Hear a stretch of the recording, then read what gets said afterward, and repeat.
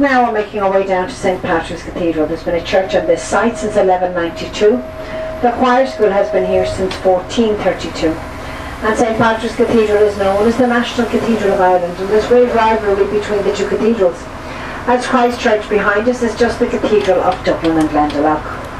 Now over the years St Patrick's also fell into disrepair, but this time it was a brewer, a gentleman by the name of Sir Benjamin Lee Guinness, who was a member of the Guinness family, and it was he who helped to restore St Patrick's back to its former glory. Now we will see a statue of Benjamin Lee Guinness just in behind the railing at bus stop number 12. He's sitting down and he appears to be reading something with rather a serious look on his face. So we have actually decided among ourselves that he must be studying the bill he received for the restoration of St Patrick's Cathedral. Wow, look at that. Amazing.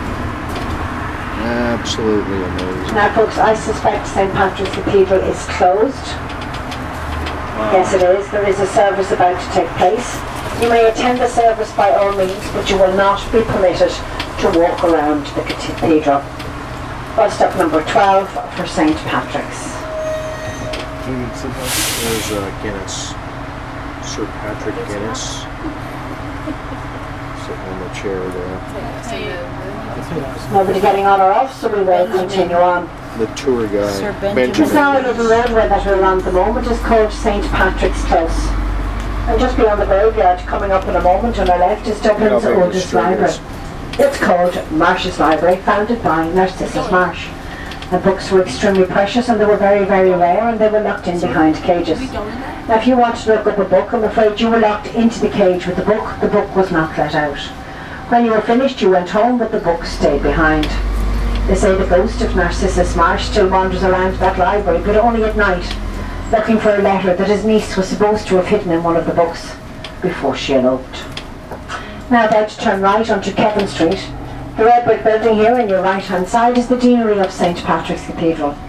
The most famous Dean of St Patrick's was Dean Jonathan Swift, the author of the book Gulliver's Travels. Now everybody thinks Gulliver's Travels was a children's book, whereas in fact it was a political satire of the establishment at the time.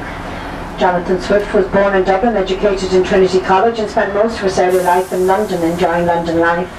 And when his party fell from political favour, this was his reward, a lowly deanery.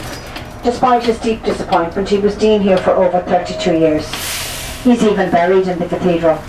If you visit St Patrick's, you will see the Dean Swift corner. There you will find his death mask, his epitaph, and more of his writings, and a lot more besides.